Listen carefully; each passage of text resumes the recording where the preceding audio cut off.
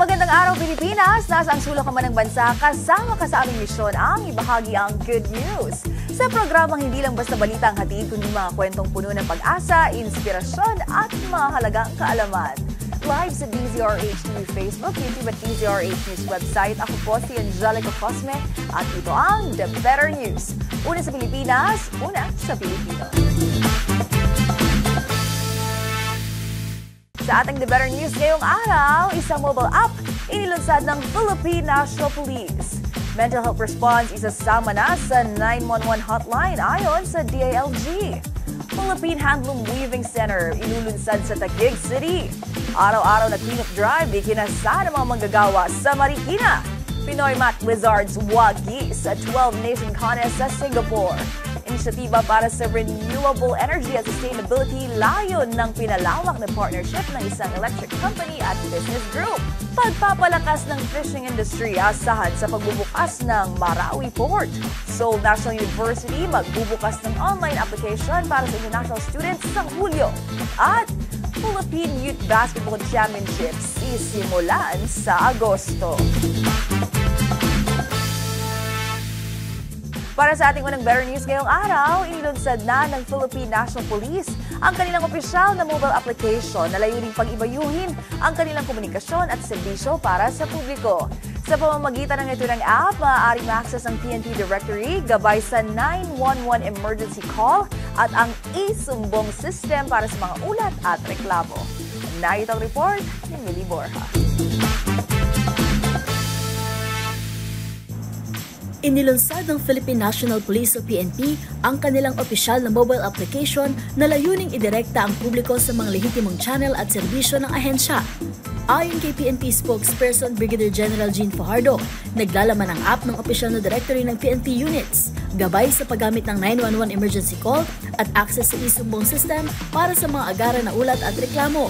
Layunin din ng PNP na maisama ang app sa e-Gov app ng pamahalaan upang maging bahagi ng one-stop shop para sa mga serbisyong pamahalaan.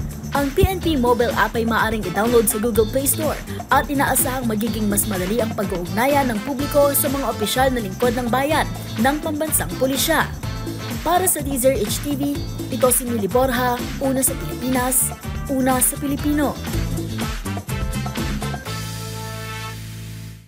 Samantala, kaugnay naman ang balitang yan, maaari na rin humingi ng tulong ang mga nakararanas ng mental health problems sa pamamagitan ng Unified 911 Helpline.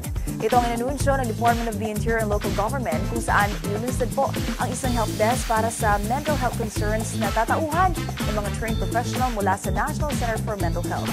Para sa detalye, nagbabalik po si Millie Borja.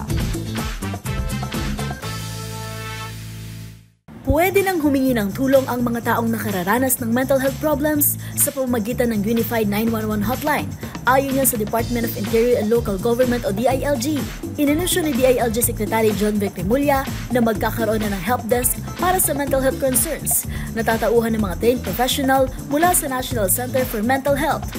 Ayon sa kanya, makatutulong ang mga counselor sa pagbibigay ng psychosocial support, lalo na sa mga kabataang dumaranas ng matinding suliranin sa kanilang kalusugang pang-isip.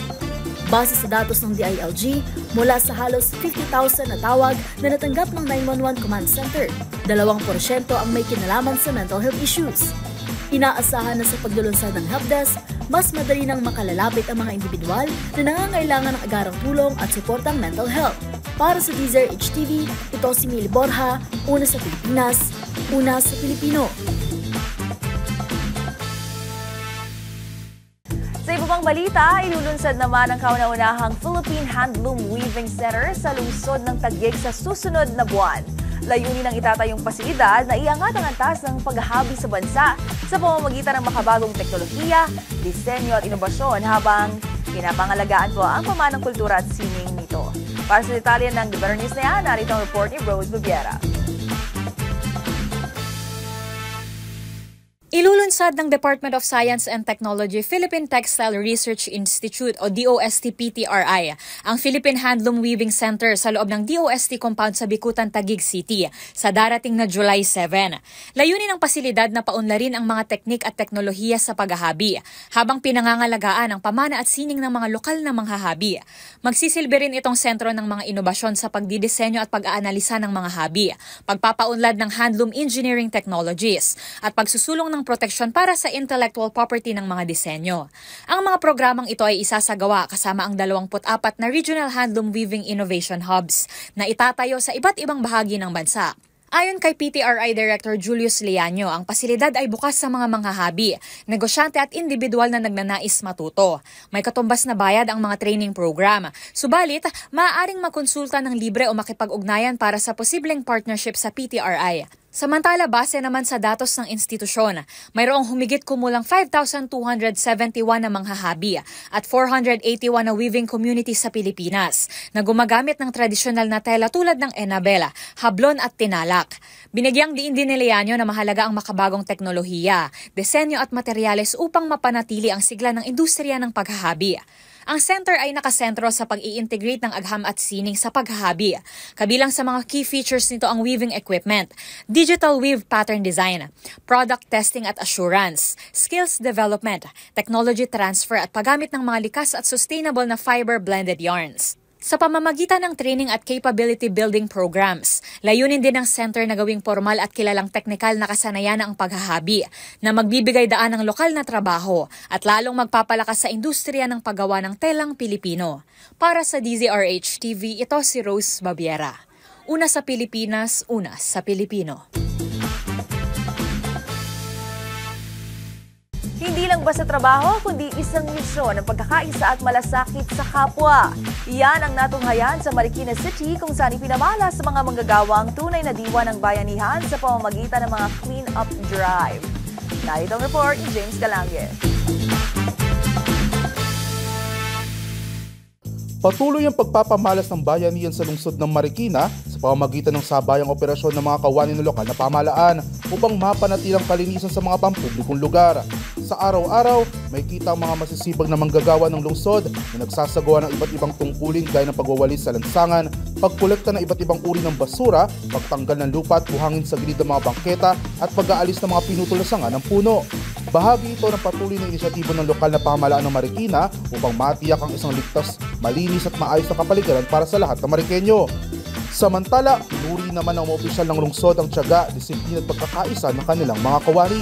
Nakakatanging analay mahalaga sa pagpapanatili ng reputasyon ng Marikina bilang isang lungsod na ehemplo sa kalinisan at mahusay na pamamahala. Sa tulong ng tuloy-tuloy na operasyon at aktibong paikilahok ng mga residente, patuloy na isinusulong ng Marikina ang kultura ng malasakit, disiplina at pananagutan sa kapwa na siyang katangian nagpapatatag sa imahe ng lungsod bilang isang modelo ng isang maayos na komunidad. Para sa DZRH TV, ito si James Galange, una sa Pilipinas, una sa Pilipino. Naman pinatunayan ng mga batang Pinoy ang galing sa matematika matapos dominahin ang STEMCO International Mathematics Competition Global Finals na ginanap sa Singapore. Nakapag-uwi ang Philippine delegation ng 14 gold, 14 silver at 11 bronze medals kasama ang 6 na special awards sa prestiyosong kompetisyon. Narito ang report ni Rovic Manuel.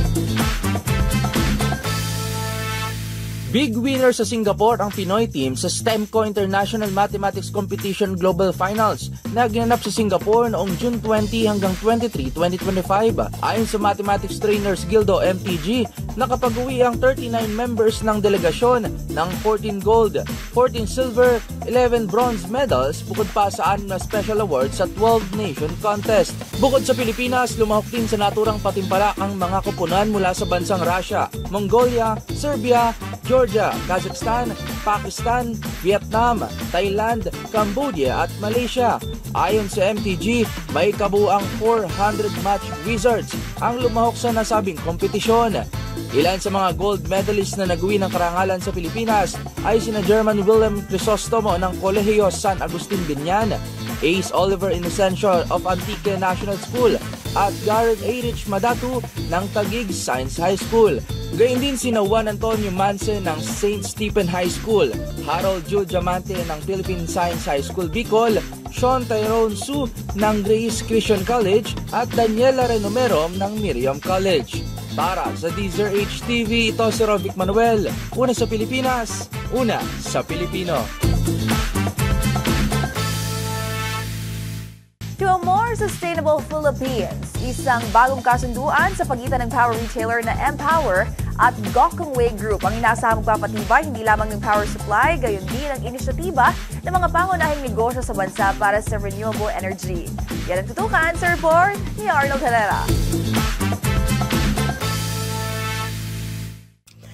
Mas pinagtibay pa ng Empower, ang retail electricity arm ng Manila Electric Company o Meralco, ang higit isang dekadang ugnayan nito sa Gokongwei Group sa bisa ng pinalawak na power supply deal sa pagbibigay ng kuryente sa mga pangunahing pasilidad ng Gokongwei Group sa Luzon.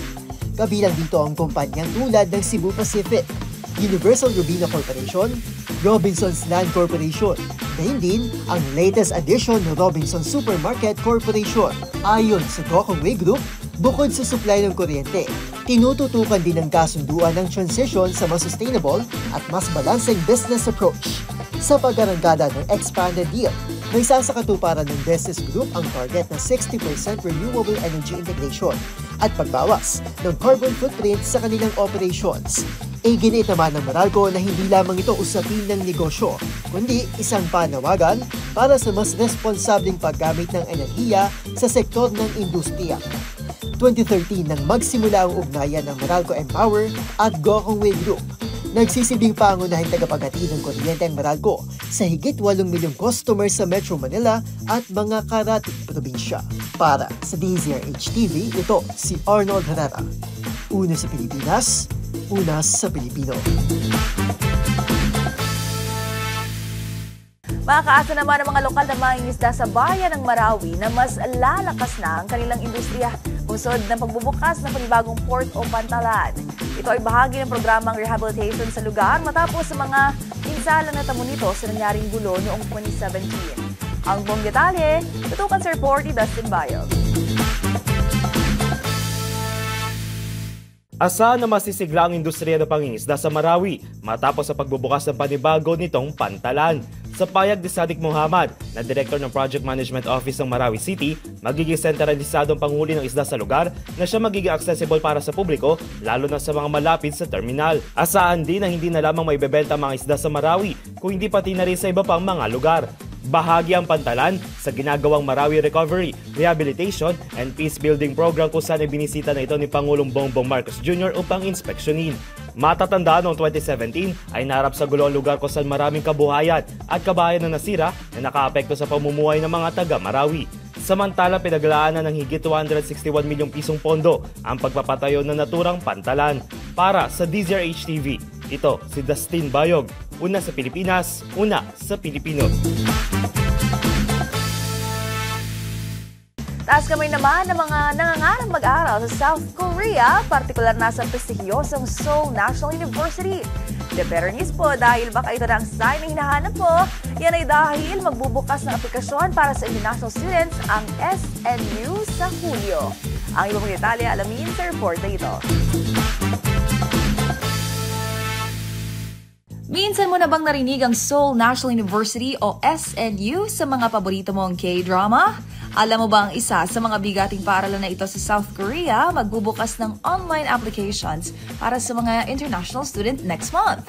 Batay sa official website ng SNU na number 62 sa World University Rankings 2025, bukas mula July 7 to July 10 ang spring graduate and undergraduate admissions.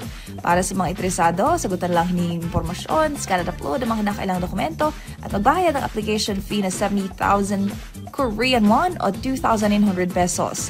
Habang ang final admission decisions ay ilalabas sa 21 ng Nobyembre. Ang SNU ay tinatag taong 1946 at mayroon itong 16 na academic colleges na nag-aalok ng higit 80 undergraduate programs. Para sa iba pang detalye, bisitahin lang ang official website ng Seoul National University. Ilan nga sa mga kilalang personalidad na nagtapos sa SNU ay ang Emmy-winning director at creator ng global sensation Squid Game na si Hwang Dong-hyuk, kayo din ang aktres na si Kim Tae-hee. Habang graduate rin ng paaralang ito ang dating Pangulo ng South Korea na si Kim Yong-sam, impeached sa former President Yoon Suk-yeol at chairman ng Samsung Electronics na si Lee Jae-yong. The better news naman tayo pagdating sa mundo ng sports. Magsisimula na po sa Agosto ang isang makabagong tournament para sa mga batang basketballista sa pagbubukas ng Philippine Youth Basketball Championship. Layunin ng liga na gawing mas data-driven ang pagpapaunlad ng mga baguhang manlalaro sa pamamagitan ng komprehensibong statistical analysis at player ranking system na katulad po ng mga modelo sa Estados Unidos at Europa. Para sa balitang yan, ihahatid ni Matchpoint Mali Borja. Isang bagong tournament para sa mga batang basketballista ang ilulunsad sa Agosto sa pagbubukas ng kauna-unahang season ng Philippine Youth Basketball Championship. Isang platapormang nakatuon sa statistics at pagpapaunlad ng mga baguhang manlalaro. Tatagal ang season hanggang June 2026 at magkakaroon ng dalawang conference na may age division sa ilalim ng single round robin format. Ang unang conference ay gaganapin mula August hanggang October at tatakbo sa ilalim ng Under 11, Under 13 at Under 15 divisions. Ang format ng tournament ay sasaklaw sa single round eliminations, quarterfinals, knockout semifinals at best of 3 finals. Pangungunahan ito ni PBA legend Benji Paras bilang commissioner, kasama si Women's MPBL champion coach Paulo Layug bilang deputy commissioner at si Momentum PH founder Carl Villanueva bilang tournament director. Ayon kay Layug, mahalagang makita ng mga bata ang halaga ng data sa pag-unlad ng kanilang laro. Layunin ng PYBC na maghatid ng makabagong analysis sa larong basketball ng kabataan, kabilang ang halftime team performance review, post-game analysis, statistical review ng player strengths at areas for improvement, at advanced performance metrics. Idiniin ni Layug na mahalaga ring maitala ang mga statistics habang maaga pa. Nilalayo ng PYBC na maging kauna-unahang liga sa bansa na magpapatupad ng player ranking system per age group na base sa mga ginagamit sa Estados Unidos at Europa. Para sa DZRH TV, ito si Mili Borja, una sa Pilipinas, una sa Pilipino. At dyan na po nagtatapos ang aming paghahatid ng balita ang siguradong pampagaan ng pakiramdam, pampaganda ng araw at pampasigla ng inyong buhay. Magsama-sama muli tayo bukas para sa panibagong hanay ng mga kwentong hindi lang basta good news, kundi the better news. Para sa ating po mga viewer online, huwag pong kalimutan mag-comment ang inyong feel-good story sapagkat ang maliliit na kwento ngayon, maaaring maging malaking inspirasyon bukas. Eh, tandaan, libre lang umiti at libre lang maniwalang may magagandang balita. Ito po ang The Better News para sa DZRH TV. Ako po si Angelica Cosme, una sa Pilipinas, una sa Pilipino.